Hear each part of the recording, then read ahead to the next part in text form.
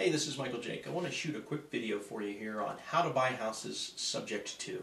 And subject to or sub to, it's a lot of lingo we throw around, and if you're not familiar with that, what it actually means is we are buying a property subject to, we'll put our little quotes around that, subject to the existing financing or basically any liens, encumbrances, or judgments that are currently attached to the property.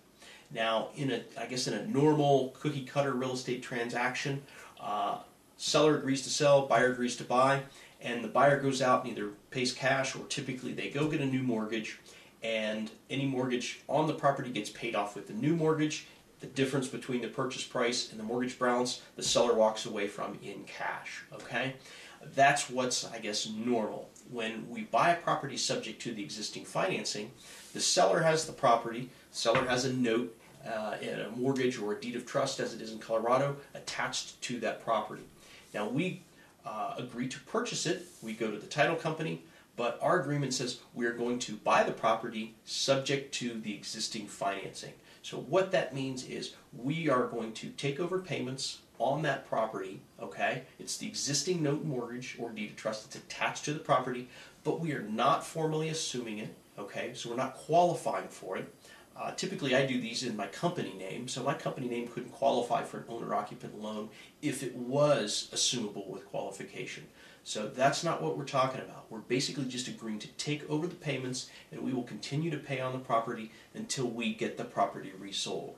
So typically a good match with a subject to buying strategy is to sell it using either owner financing, where you create kind of a wrap financing, or what we do predominantly is we do lease to own or rent to own, as it's commonly referred. So now we own the property. We did not qualify for a loan. Typically we do these as no money down transactions.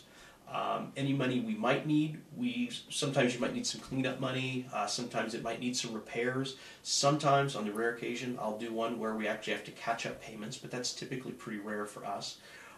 Sometimes they'll actually pay me to take them, subject to the existing financing. So I close these at a real estate title company.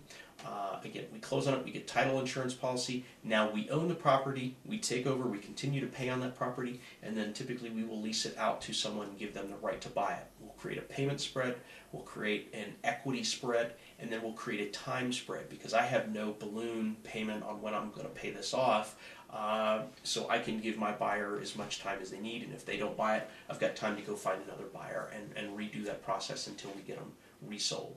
So I hope that clears up the fact, it's another way you can purchase houses or any kind of property using the existing financing without qualifying. You don't necessarily need cash, you don't need credit, because you're not formally assuming the loan. So there you are, a little bit on how to buy houses subject to the existing financing. If you want some more information on subject to or creative real estate in general, check out the link right here. I've got $719 worth of free real estate training you can download right now immediately. This is Michael Jake. Have a great day.